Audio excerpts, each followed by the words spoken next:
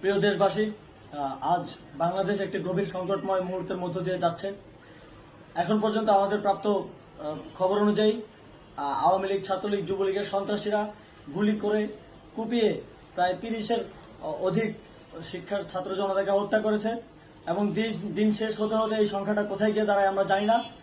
এরই প্রেক্ষিতে আমরা একটি সিদ্ধান্ত নিয়েছি। আমাদের একটি জরুরি সিদ্ধান্ত মোতাবেক আমাদের যে 6 তারিখের যে লং মার্চ টু ঢাকা কর্মসূচি ছিল সেটিকে আমরা একদিন এগিয়ে নিয়ে এসেছি। অর্থাৎ আগামীকাল 5ই অগস্ট সারা দেশের মুক্তিকামী জনতাকে ঢাকার উদ্দেশ্যে রওনা হওয়ার জন্য আমরা আহ্বান জানাচ্ছি। যারা পারবেন, যাদের পক্ষে সম্ভব হবে, আজ রাতেই আপনারা ঢাকার উদ্দেশ্যে রওনা হয়ে যান। আমরা আগামীকাল সারা দেশের মুক্তিকামী জনতাকে ঢাকায় আসার আহ্বান জানাচ্ছি। বিশেষ করে ঢাকার আশেপাশের যে জেলাগুলো আছে, আপনারা দায়িত্ব নিয়ে মসজিদের মাইকে ঘোষণা দিয়ে যাদেরকে পাবেন সবাইকে নিয়ে ঢাকার উদ্দেশ্যে রওনা হন।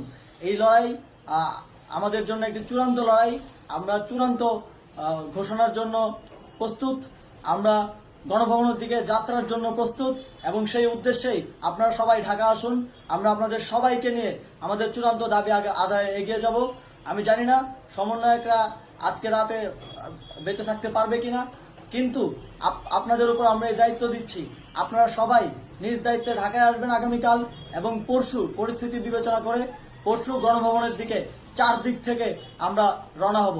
আমরা খুব আতঙ্কের সাথে লক্ষ্য করছি যে ছাত্রলীগ, যুবলীগ এবং আওয়ামী লীগের গুন্ডারা পুলিশের অস্ত্র দিয়ে পর্যন্ত সাধারণ জনগণের উপর হামলা করছে।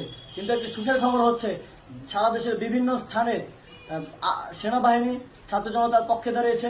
আবার কিছু কিছু জায়গায় যেমন মিরপুর ও মোহাম্মদপুরে সেনাবাহিনী ছাত্র জনতার বিপক্ষে দাঁড়িয়ে গুলি চালাচ্ছে।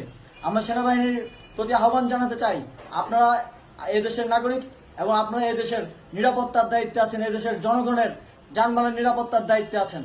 আপনারা দেশের পক্ষে এবং দেশের জনগণের জন্য কাজ করবেন। কোনো খুনি সরকারের জন্য, কোনো খুনি রাজনৈতিক দলের জন্য কাজ করবেন না। এটি এদেশের জনগণ আপনাদের থেকে প্রত্যাশা করে। আমাদের এই আন্দোলনে সম্পূর্ণ সমর্থন দিয়ে হয় নিরপেক্ষ থাকুন, অথবা এই খুনি বাহিনীকে, সরকারের খুনি বাহিনীকে প্রতিহত করুন, তাদেরকে যথাযথ শাস্তির আওতায় নিয়ে আসুন। যেই কারফিউ সরকারের পক্ষ থেকে ঘোষণা করা হয়েছে, আমরা স্পষ্টভাবে বলতে চাই, সেনাবাহিনী এই ধরনের কোনো কারফিউ বাস্তবায়নের জন্য মাঠে না নামে। যদি মাঠে নামে তাহলে সেনাবাহিনী স্পষ্টভাবে অফিসিয়ালি জনতার বিরুদ্ধে দাঁড়াবে। আমরা চাই না সরকারের এই ষড়যন্ত্রে সেনাবাহিনী পা দিক। সেনাবাহিনীকে জনতার বিরুদ্ধে দাঁড়ানোর যে ষড়যন্ত্র সরকার রচনা করছে সেটিতে সেনাবাহিনী পা দিবে না, এই বিশ্বাস আমরা রাখতে চাই।